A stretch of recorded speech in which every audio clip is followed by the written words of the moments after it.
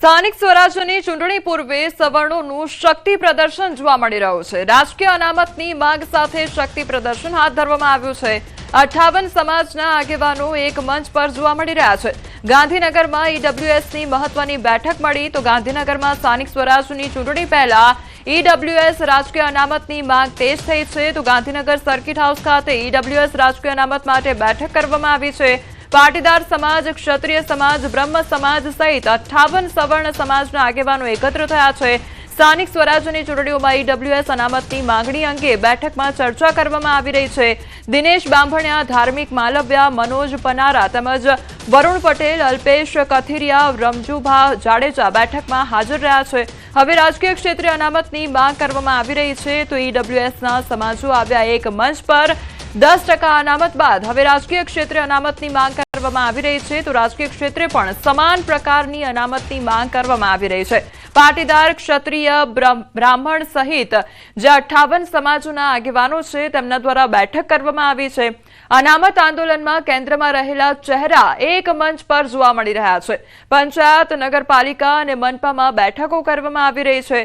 અનામત રાખવા માંગ, ટિકિટ ફાળવણીમાં પણ આર્થિક સ્થિતિને કોઈ મહત્વ મળતું નથી ત્યારે રાજકીય ક્ષેત્રે અનામત ન હોવાથી પાછળ રહી જવાનો મત મૂકવામાં આવ્યો છે। સંવાદદાતા ગીતા અમારી સાથે જોડાયેલા છે। ગીતા, હવે સ્થાનિક સ્વરાજની ચૂંટણી પહેલા આ પ્રકારનું શક્તિ પ્રદર્શન કરવામાં આવી રહ્યું છે। ઈડબ્લ્યુએસ અનામતની માંગ કરવામાં આવી રહી છે, શું અપડેટ?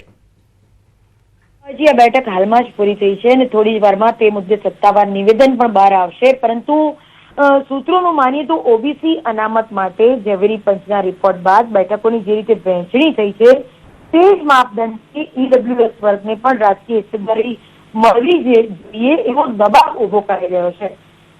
હું આપને જણાવવા માંગીશ કે આ જે બેઠક હતી એમાં મુખ્ય માંગણી એવી રાખવામાં આવી હતી કે જેમ ઇકોનોમિક વીકર સેક્શને નોકરી અને શિક્ષણમાં અનામત મળી છે, જે અગાઉ પાટીદાર અનામત આંદોલન થયું તે બાદ તે જ ધોરણે હવે પંચાયત, નગરપાલિકા અને મહાનગરપાલિકા જેવી સ્થાનિક સંસ્થાઓમાં પણ બેઠકો અનામત રાખવામાં આવે।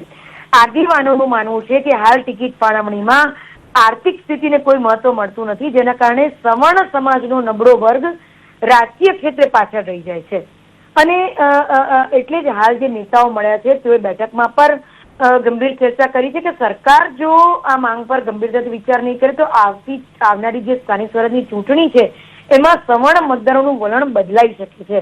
હું આપને જણાવવા માંગીશ કે ખાસ કરીને પાટીદાર અને ક્ષત્રિય સમાજના યુવા વર્ગમાં આ મુદ્દે ભારે અસંતોષ જોવા મળી રહ્યો છે।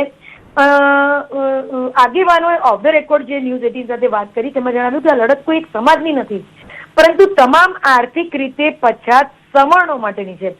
આગામી દિવસોમાં મુખ્યમંત્રી અને પ્રદેશ ભાજપ પ્રમુખને મળીને પણ તેવું લેખિત રજૂઆત કરવાના છે અને જરૂર પડશે તો તાલુકા અને જિલ્લા સ્તરે સંમેલનો યોજીને જનજાગૃતિ અભિયાન પણ તેઓ શરૂ કરવાના છે।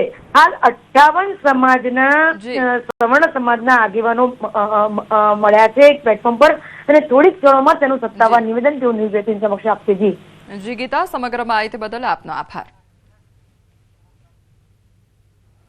વડોદરામાં ભાજપના એમએલએ અને કોર્પોરેટર સામસામે જોવા મળી રહ્યા છે તો શિવાજી મહારાજની જૂની પ્રતિમાને લઈને વિવાદ વકર્યો છે।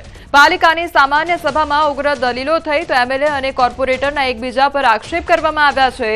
મુજ મહુડા સર્કલ પર છત્રપતિ શિવાજી મહારાજની જૂની પ્રતિમા બદલીને નવી પ્રતિમા મૂકવા મામલે વિવાદ થયો તો ભાજપ કોર્પોરેટર મનીષ પગારે કહ્યું છે કે આ અપમાન કહેવાય તો ધારાસભ્ય કેયુર રોકડિયાએ કહ્યું કે કોર્પોરેટરની માનસિક સ્થિતિ પર દયા આવે છે।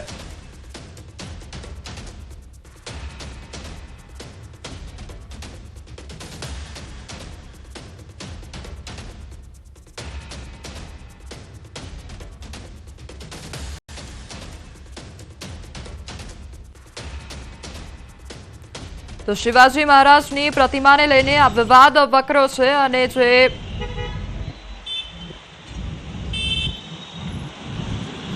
એક વાત તમે સમજો આ જો દલીલો ખોટી છે, આ દલીલો ખોટી છે, જણાવી બધું હોય તમે સામે મારી સામે લઈ આવજો પણ છેલ્લે વિરોધ કરે છે ઓછી પણ નોંધ સોય વિરોધ નથી કર્યો બધા અહીંયા સામાન્ય રીતે કોમન કર્યું હતું આ ત્યાં છત્રપતિ શિવાજી મહારાજની એ વિષય નતો એના પછી ઘોડાવાળી મૂકવાની હટાવવા નથી. અમે એ લોકોને બોલાયેલા એ સમાજના આગેવાનો અને એ લોકોએ એવું કહ્યું કે અમે અમારી મૂર્તિ હટાવવા તૈયાર નથી. એવો કોઈ વિષય નથી સાહેબ. તો ભાજપના એમએલએ તેમજ કોર્પોરેટર સામસામે જોવા મળી રહ્યા છે તેમજ તેમના દ્વારા ઉગ્ર દલીલો પણ કરવામાં આવી છે. છત્રપતિ શિવાજી મહારાજની પ્રતિમાને લઈને આ દલીલો કરવામાં આવી. મારા વોર્ડ વિસ્તારમાં આવેલ મુચમોડા સ્થિત શ્રી છત્રપતિ શિવાજી મહારાજની જે પ્રતિમા છે એ અશ્વારૂઢ નથી. અને આપ પૂરા વિશ્વમાં ક્યાંક પણ જોશો તો શ્રી છત્રપતિ શિવાજી મહારાજ હોય, મહારાણા પ્રતાપ હોય, તો અશ્વારૂઢ પ્રતિમા હોય તો એ શોભે છે એમના કદ પ્રમાણે, એમના ઇતિહાસ પ્રમાણે અને એમના શૌર્ય પ્રમાણે. મને કોર્પોરેટરની માનસિકતા પર દયા આવે છે. જે માણસને એ ખબર નથી કે ત્યાં મૂર્તિ છત્રપતિ શિવાજી મહારાજની જ છે, બીજી કોઈ મૂર્તિ નથી, અને એ પણ છત્રપતિ શિવાજી મહારાજ જોડે જોડાયેલા લોકોએ જ મૂકી છે. એમને નવી ઘોડાવાળી પ્રતિમા મૂકવી છે તો એનો પ્રોસેસ સિમ્પલ એટલો છે કે જેમને આ મૂર્તિ મૂકી છે, જે ટ્રસ્ટે મૂકી છે, જે વ્યક્તિઓએ મૂકી છે, એની પાસેથી એનઓસી લાવવી પડે કે આ મૂર્તિ છત્રપતિ શિવાજી મહારાજની હટાવીને નવી ઘોડાવાળી મૂર્તિ મૂકવી જોઈએ.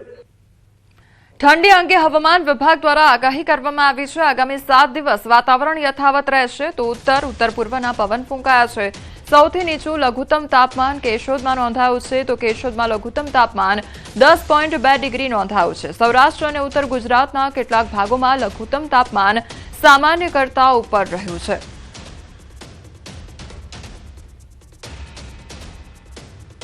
आज का जो फोरकास्ट है 20 जनवरी से लेकर 26 जनवरी तक 7 दिन, इसमें कोई बारिश का संभावना नहीं है. और जो लघुत्तम तापमान है इसमें भी कोई बड़ा बदलाव नहीं रहेगा अगले 7 दिन तक. अहमदाबाद के लिए जो फोरकास्ट है इसमें क्लियर स्काई का पूर्वानुमान दिया गया है और जो लघुत्तम तापमान है 14 डिग्री सेंटीग्रेड के आसपास रहने का पूर्वानुमान दिया गया है. और जो हमारे तटीय क्षेत्र है उत्तर और दक्षिण गुजरात की जो तटीय क्षेत्र है इसमें पवन का जो दिशा रहने वाला है, उत्तर गुजरात की उत्तर पश्चिम से उत्तर दिशा से पवन चलेगी और स्पीड रहेगी 15 से 20 नॉट. और दक्षिण गुजरात की जो तटीय क्षेत्र है इसमें उत्तर से उत्तर पूर्व दिशा से पवन चलेगी, उसमें जो स्पीड रहेगी 15 से 20 नॉट रहेगी. अभी सबसे कम तापमान जो लघुत्तम तापमान रिकॉर्ड हुआ है वो है आपका केशोद में 10.2 डिग्री सेंटीग्रेड रिकॉर्ड हुआ है. હવામાન નિષ્ણાંત અંબાલાલ પટેલ દ્વારા મોટી આગાહી કરવામાં આવી છે. કાતિલ ઠંડી સાથે કમોસમી વરસાદની આગાહી કરવામાં આવી છે. એક મજબૂત પશ્ચિમી વિક્ષેપ આવી રહ્યો છે. 22 જાન્યુઆરીથી વિક્ષેપની અસર શરૂ થશે તો ગુજરાતમાં 24 અને 25 જાન્યુઆરીએ અસર થઈ શકે છે. પશ્ચિમ સૌરાષ્ટ્રના ભાગોમાં વાતાવરણ પલટાશે તો કચ્છ બનાસકાંઠામાં પણ હવામાન પલટાશે. આ સિઝનનો સ્ટ્રોંગ પશ્ચિમી વિક્ષેપ છે તેવું પણ કહેવામાં આવ્યું છે. ઉત્તર ભારતમાં હિમવર્ષાની શક્યતાઓ સેવાઈ રહી છે તો રાજસ્થાનના ભાગો, ઉત્તર ભારતના ભાગોમાં હિમવર્ષા થવાની શક્યતા પણ વ્યક્ત કરવામાં આવી છે.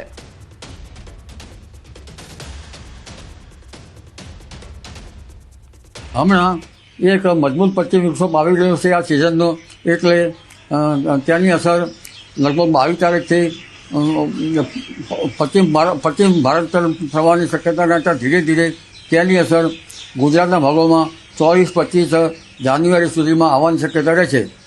જેના લીધે એક સાયક્લોનિક સર્ક્યુલેશન ઉત્તર પશ્ચિમ ભાગોમાં બનતા અરબ સાગરનો ભેજ મર્જ થશે પશ્ચિમ વિક્ષોભમાં. બંગાળ સાગરનો પણ કંઈક ભેજ આવવાની શક્યતા રહેશે. એટલે અરબ સાગરના ભેજના લીધે ગુજરાતનું હવામાન પણ પડતો આવશે. દેશના ઉત્તરીય પર્વતીય પ્રદેશો છેક દિલ્હી સુધી અને રાજસ્થાન સુધીમાં ક્યારેક ગાજવીજ સાથે ભારે કમોસમી વરસાદ થવાની શક્યતા રહેશે. કોઈ ભાગમાં 50 મિલીમીટર અને ઉત્તરના ભાગોમાં તો 100 મિલીમીટર જેવો વરસાદ થઈ શકવાની શક્યતા રહેશે. તો